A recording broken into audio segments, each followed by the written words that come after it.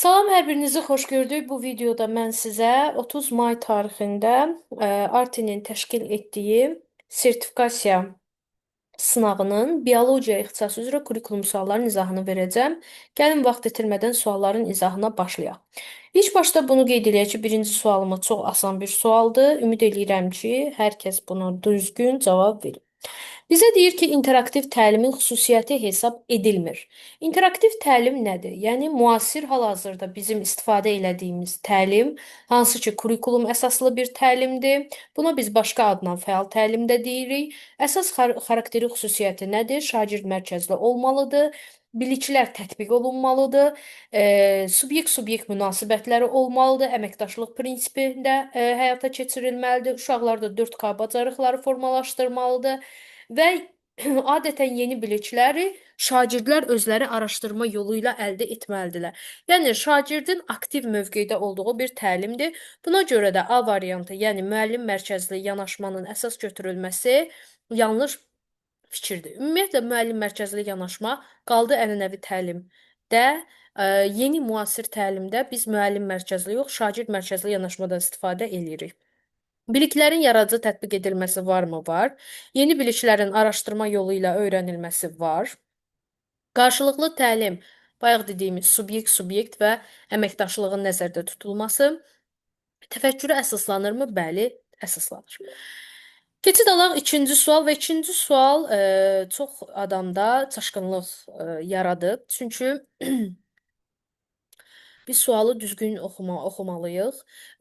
Və bu sınaqda mən ümumiyyətlə müşahidə elədim ki, taksonomiya sualları məsələn əvvəl verilməli cümlə axırda verilib, axırda verilməli cümlə əvvəldə verilib. Buna görə də bəzi məqamlarda çaşqınlıq yaranıb bizdə. Təngnəfəslik, ürək döyünmə, baş gicəllənməsi, daimi yorğunluq, əzginlik simptomları olan xəstənin hansı orqanının zədələndiyini müəyyənləşdirin. Bunun üçün orqanların funksiyalarını araşdırmaq lazımdır. Əslində sual bizə belə deyək də bu formada qalanda hayqırır ki, mən anlamağam. Niyə görə? Çünki biz araşdırmaq feilini ümumiyyətlə bir var araşdırmaq, bir də var tədqiqat aparmaq. Biz artıq bu feilləri bir-birindən fərqləndiririk. Çünki araşdırmaq deyəndə biz sadəcə informasiyanı axtarıb toplayırıq. Amma tədqiqatda daha geniş bir məsələlər var. Tədqiq eləyirik, təhlil eləyirik, oradan nəticələrə gəlirik. Bu feilin araşdırmaq hissəsini biz artıq anlamağa, tədqiqat aparmaq hissəsini təhlil etməyə aid eləyirdik. Bu öz yerində. İkinci məsələmiz, bu cümləni əgər biz sadələşdirsək, funksiyaları araşdıraraq filan simptomları olan xəstənin hansı orqanının zədələndiyini müəyyən edin. Cümləmiz bu formadadır və buna görə də biz araşdırdığımız informasiyanı anladıqdan sonra onu hal-hazırdakı xəstənin üzərində istifadə etmiş olacağıq. Yəni araşdırdığımız məlumatı, bildiyimiz məlumatı bu vəziyyətdə olan xəstəyə də istifadə eləyəcəyik. Ona görə də biz burada məhz tətbiqi yox, anlamağa götürürük. Amma bir daha deyirəm, əgər mən sənə deyirəmsə ki, verilən informasiyanı araşdır, burada anlamağı götürürsünüz. Çünki məsələn hər hansısa bir mövzu verirəm və deyirəm ki, bu mövzu ilə bağlı araşdırma apar. Bu anlamaqdır. Çünki sən informasiya toplayacaqsan. Amma artıq mən araşdırdıqdan sonra, yəni araşdırdım, funksiyalarını bildim və bildiyimi tətbiq eləyirəm, istifadə eləyirəm xəstənin üzərində. Buna görə də biz bu sualı məhz anlamaq yox, tətbiq etmək götürürük. Əgər hər hansısa bir sual yaranarsa, yenidən verə bilərsiniz. Üçüncü sual, hansı məqsəd summativ qiymətləndirməyə aid deyil? Belə görürəm ki, bu il demək olar ki, bir çox fənlərdə summativ qiymətləndirməyə daha önəm veriblər. Başqa bir qiymətləndirmə növü hələ ki rastıma çıxmayıb. Şagirdin nailiyyətlərini qiymət şəklində ifadə etmək. Bu düzgündür. Ümumiyyətlə summativ qiymətləndirmə bilirik ki, yekun qiymətləndirmədir və şagird nailiyyətini ortalığa çıxartmağa kömək eləyir və kəmiyyətlə yazılan bir qiymətləndirmədir, yəni qiymət şəklində. Şagirdin təlim nailiyyətlərinin inkişafını gündəlik olaraq izləmək. Bu isə biz bilirik ki, gündəlik qiymətləndirmə formativdir və formativə aid olan bir xüsusiyyətdir. Biz summativi KSG-ləri bölmənin sonunda, BSG-ləri isə yarımillərin sonunda keçirdirik. Yəni gündəlik olaraq biz nə KSG, nə BSG keçirtmirik. Müəllimin tədris fəaliyyətini dəyərləndirmə, bəli, summativ yekun qiymətləndirmə olduğuna görə, onun nəticəsində eyni zamanda müəllimin tədris fəaliyyəti də dəyərləndirilir. Məktəbdə təlimin səviyyəsi müəyyənləşdirilirmi? Bəli, müəyyənləşdirilir. Təlimin hər hansı bir mərhələsində şagirdlərin nailiyyətlərini qiymətləndirmək, bu da onsuz da summativ qiymətləndirmə, bayaq da dediyim kimi, bəs və bölmə sonu KSG, yarımil sonları BSG. Ona görə bu da summativə aid olacaq. Dördüncü suala gələr. Tapşırıq. Sizə sağlam qidalanma planı hazırlamaq tapşırılmışdı. Planı hazırlayarkən şəxsin yaş və sağlamlıq vəziyyətini nəzərə almalısınız. Eyni zamanda şəxsin büdcəsi də nəzərə alınmalıdır. Müəllim sinifdə hansı inteqrasiyanı reallaşdırır? Bundan əvvəl izah elədiyim ixtisaslarda olduğu kimi, burada da siz mütləq şəkildə diqqətli olmalısınız. Baxın, əgər mən sizə desəm ki, evdə gedin, öz qidalanma planınızı hazırlayın və gündəlik həyatınızda onu tətbiq etməyə çalışın. Bu zaman siz fənniüstü götürə bilərsiniz. Çünki mən öyrəndiklərimi real həyatıma tətbiq elədim. Amma və lakin təsəvvür edin ki, və yaxud da sinifin daxilində, sinif otağında icra elədiyimiz hər hansısa bir şey varsa, biz burada fənüstü götürmürük. Çünki mən oturmuşam sinifdə, mənə sadəcə bir dənə şəxs verilib, yaşı verilib, sağlamlıq durumu verilib və mənə deyilir ki, qidalanma planı hazırla. Və qidalanma planı bizi biologiyaya, büdcəni hesablama məsələsi də bizi riyaziyyata aparır. Ona görə də burada yalnız fənlər arası inteqrasiya mövcuddur. Baxın, bu sualı bir daha fikir verin. Əgər mən sinif daxilində yəmsə, mən real həyata heç bir şey tətbiq eləmirəm, real həyatdan nəsə bir nümunə götürmürəm və ya da öz həyatıma nə isə tətbiq etmirəmsə, mən fənn üstünü götürə bilmərəm. Beşinci sualımıza baxaq və yeganə bəlkə də bu ixtisasdadır ki, mən üsullarla bağlı bir suala rast gəldim. Müəllim fotosintez hadisəsinin vacibliyi ilə bağlı müzakirə təşkil edir.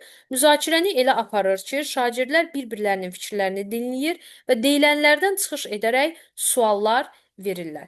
Deməli belə, sual cavab texnikasına əsaslanan bir üsul lazımdır bizə. Hansı ki, biz deyirdik ki, əgər yadınıza gəlirsə, üsulumuzun açar sözü bu idi ki, şagirdə verilən suala səslənən cavabdan yeni bir sual ortalığa çıxarılırdı. Bu, sual-cavab texnikasına əsaslanan Sokrat dialoqu üsulumuzdur. Ona görə də D variantımız düzgündür. Buradakı deməli əsas məqam nədir? Deyilənlərdən çıxış edərək suallar vermə məsələsi. Altıncı suala baxaq. Şagirdlərə iki bioloji prosesin müqayisəsi tapşırılır. Əldə edilən informasiyanı qarşılaşdıraraq cədvəldə qeyd etmək və insan üçün hansı prosesin daha əhəmiyyətli olduğunu müəyyənləşdirmək lazımdır. Biz bilirik ki, əgər bir cümlədəki daha əhəmiyyətli, ən vacib, ən gözəl, ən yaxşı, ən səmərəli bu kimi sözlər varsa, yəni biz məsələn ingilis dilində nə deyirik buna? Sifətin məsələn bizdə daha əhəmiyyətli sifətin müqayisə dərəcəsi gedir. Əgər müqayisəlik varsa, seçimlərin içərisindən ən yaxşısını, üstün olanını seçiriksə, yəni bir neçə şey müqayisəsini aparırıqsa və üstünlüyünü çıxardırıqsa ortalığa, bu olacaq nə? Təhlil etmək mərhələsi. Yəqin ki, bu sualda qaranlıq qalan heç bir şey yoxdur. Mən niyə görə bu arada burada müqayisə dərəcəsi dedim? Çünki bizə iki bioloji proses verilib. Əgər bir neçə bioloji proses verilmiş olsaydı, o zaman üstünlük dərəcəsini deyərdim. 7-ci suala baxaq. Valideyn hər dəfə övladını məktəbdən götürməyə gecikir. Bu sizə mane olur, çünki hər dəfə şagirdi gözləməli və evə gec getməli olursunuz. Belə situasiyada problemi necə həll etsəniz effektiv olar. Baxaq. Valideynə heç nə demədən şagirdlə birlikdə gözləməyə davam edərsiniz. Birincisi bunu da eləmək, yəni məsələni olduğu kimi saxlamaq da düzgün bir məsələ deyil. Ona görə də A variantını biz effektiv kimi hesab eləmirik. Narazılığınızı şagirdə bildirin, evdə valideyninə desin. Belə münasibət müəllim-valideyn münasibətini pozmuş olacaq. Yəni şagirdə bildirib valideynə mesaj göndərmək düzgün bir məsələ deyil. Biz valideynin özü ilə kontakta girməliyik. Valideynin davranışı barədə məktəb rəhbərliyinə məlumat verin, ölçü götürülməsini istəyin. Bu da düzgün bir məsələ deyil. Biz hər zaman demişik ki, şagirddə də, valideyndə də əgər bir proses baş verirsə, neqativ bir proses baş verirsə, biz birinci onların özləri ilə danışmalıyıq. Məsələni öyrənməliyik. Problemi həll etməyə çalışmalıyıq. Əgər həll etməsək, onda biz ikinci alternativ şəxslərə müraciət edə bilərik. Valideynlə danışıb səbəbi öyrənmək və birlikdə problemin həllini tapmağa çalışmalıyıq. D variantımız düzgündür. İş vaxtınız bitdiyinə görə şagirdə məktəbin yanında dayanıb valideyn gözləməsini tapşırın. Bu da düzgün bir məsələ deyil. Ola bilər ki, şagirdin başına hər hansısa bir iş gəlsin. Ona görə də ən uyğun, ən effektiv variantımız D variantıdır. Ümumiyyətlə bu tip situasiyalarda danışıq, ünsiyyət qurmaq, fərdi şəkildə söhbətlər aparmaq müsbət cavablar kimi qəbul edilir. 8-ci suala baxaq. Əgər komanda yoldaşınızın təklif etdiyi həll məqsədə uyğun deyilsə nə edərsən? Hansı cavab əməkdaşlıq bacarığının yüksək olduğunu göstərir? Bu tip sual digər fənlərdə də mövcuddur və burada da yenə də müsbət cavabı götürmək lazımdır. Münasibətlərin pozulmamasına əsas tutaraq yoldaşımı dəstəkləyərəm. Baxın, deyir ki, həll məqsədə uyğun deyil. Məqsədə uyğun deyilsə, mən sırf münasibət pozulmasın deyə yoldaşımı dəstəkləyim, düzgün bir məsələ deyil. Bu zaman mən səhvə yol vermiş olaram. Nəzakətlə fikrimi bildirər, alternativ həll yolları təklif edərdim. B variantımız düzgün variantdır. Çünki bu cür məsələlərdə nəzakətli şəkildə qarşı tərəfə öz düşüncəmizi bildirərək daha fərqli yollar axtarmağa başlaya bilərik. Müstəqil şəkildə həll edərdim. Bu zamanda əməkdaşlıq olmayacaq, əməkdaşlıq bacarığı ümumiyyətlə burada mövcud olmayacaq. Komanda toplantısı ilə üzvləri bu fikrin yanlış olduğuna inandırardım. Bu da yenə də şəxsi qərəzliliyə gətirib çıxara bilər. Yoldaşımın fikrinin səhv olduğunu faktlarla sübut edərdim. Bu da düzgün bir məsələ olmayacaq, çünki ola bilər ki, qarşı tərəflə yenə də qapalı düşüncə tərzinə keçirə bilərəm və ümumiyyətlə bu da əməkdaşlığa uyğun gəlməyəcək. Əməkdaşlığın ən primitiv nöqtəsi komanda üzvlərinə belə deyək, zərər vermədən nəzakətlə ortaq bir qərara gəlməyə çalışmağı özündə əks elətdirir. 9-cu suala baxaq. Tənəffüs zamanı davamlı olaraq bir qrup şagird başqa bir şagirdi ələ salır. Bullyinglə bağlı bir sualımızdır. Xarici görünüşünü məsxərəyə qoyur. Nəticədə bullyingə məruz qalan şagird özünə qapanır, gərginləşir və sinifdə ünsiyyətdən yayınır. Siz bullying edən şagirdlər qrupu ilə dəfələrlə danışsanız da onlar hərəkətlərini davam etdirirlər. Bu situasiyada müəllimin hansı yolla problemi həll etməsi daha məqsədə uyğun olar? Şagirdlərin davranışını görməzdən gəlin və müşahidələrinizi davam etdirin. Bullyingə məruz qalan şagirdin valideynlərini rəsmi şəkildə şikayət etmələrini gözləyin. Baxın, görməzdən gəlməyim bullying halının genişlənməsinə səbəb ola bilər. Ona görə mən A variantını seçim olaraq götürə bilmərəm.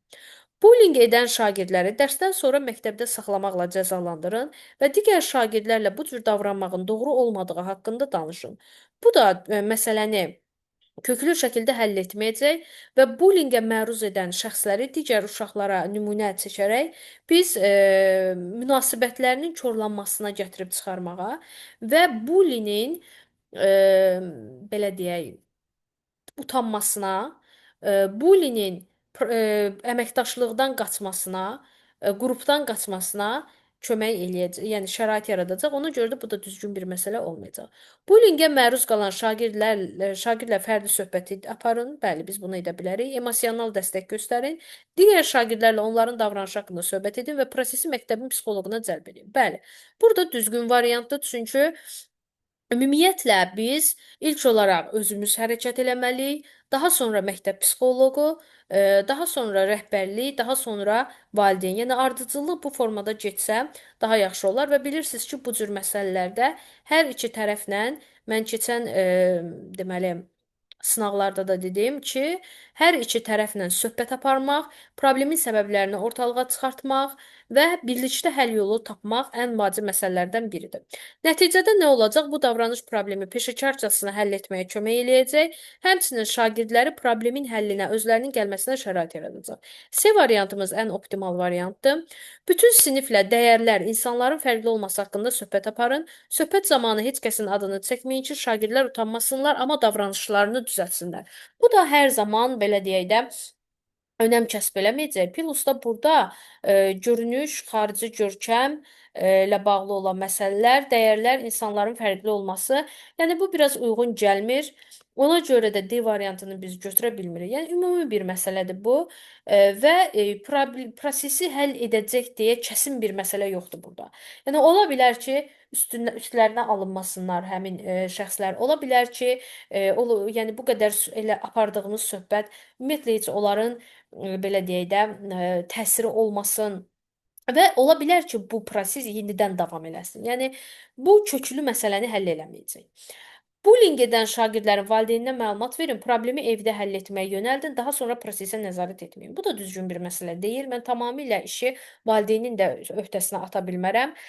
Bu kompleks şəkildə həyata keçirməli olduğumuz bir məsələdir və sadəcə bir nəfərin üstünə atmaqla biz prosesdən yayına bilmərik. Və 10-cu sualımız, hansı fikirlər doğrudur? Baxaq, müəllim problem situasiya təqdim edir və tapşırıqları real situasiyalar üzərində qurur. Burada heç bir problem yoxdur. Əla, hər şey yerli yerində.